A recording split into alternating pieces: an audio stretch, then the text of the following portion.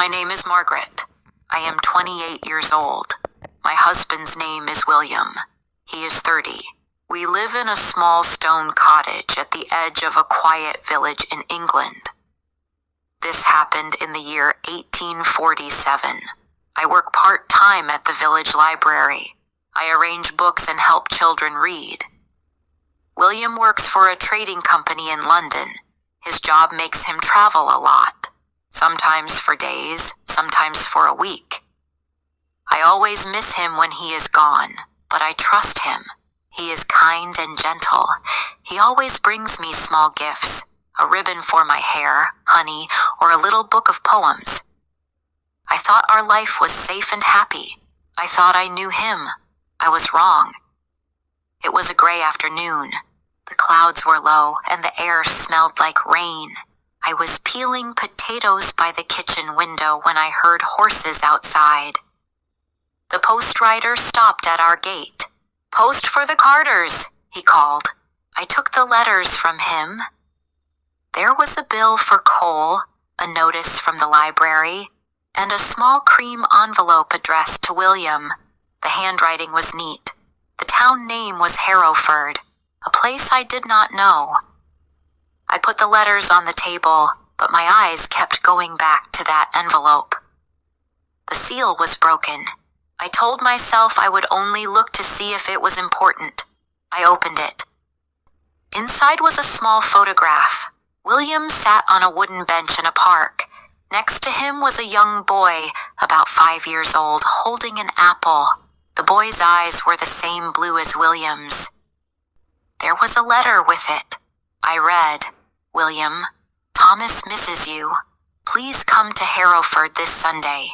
He asks when his father will visit again. We will be at the Green by 4 o'clock. Yours, Eleanor." My hands shook. Who was Thomas? Who was Eleanor? I read the letter again. My stomach felt cold. Tears fell from my eyes. I remembered all the times he traveled for work, the long rides through rain and cold, the late-night letters he read alone in another room, the worried look in his eyes when he thought I wasn't watching. I always thought it was because of his hard job. I never ever thought something was wrong. That night William came home. His coat smelled of rain and smoke. He kissed my cheek and smiled. "I'm home," he said. I could not smile back. My mind was full of the letter. We ate dinner in silence. Then I stood and put the letter in front of him. He froze. His fork stopped moving. "You opened my post?" he asked quietly. "Yes," I said. "Who is Thomas? Who is Eleanor?" His shoulders dropped. He looked away. "Margaret, I should have told you," he said. "Thomas is my son." My heart stopped.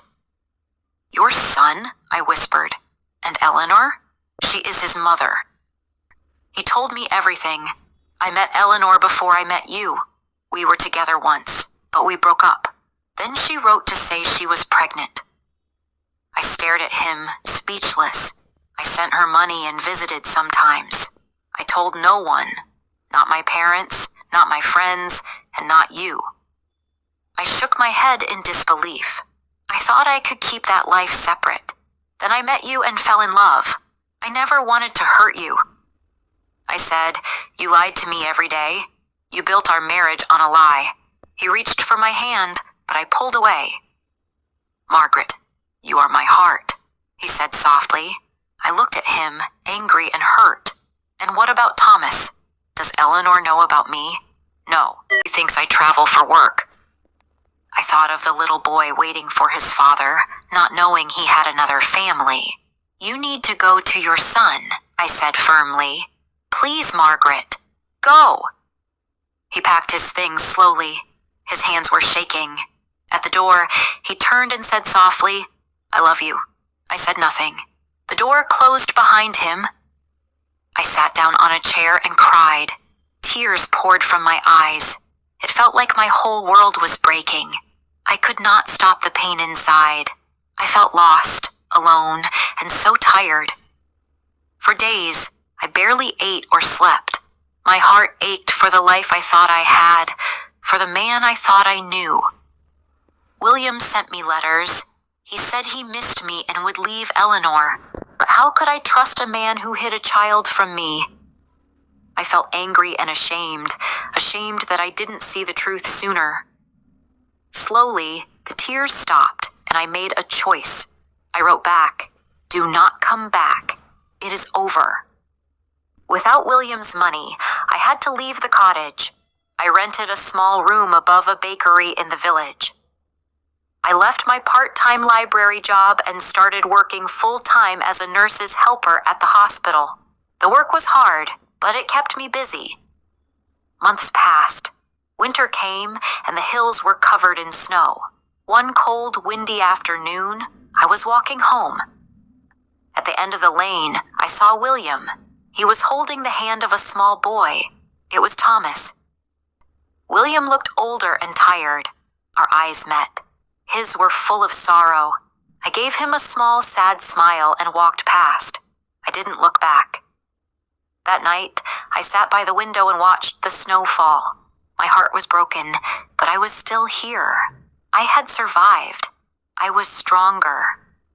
If you are hurting, remember this. You can survive, you can heal, and you can build a life that is truly yours.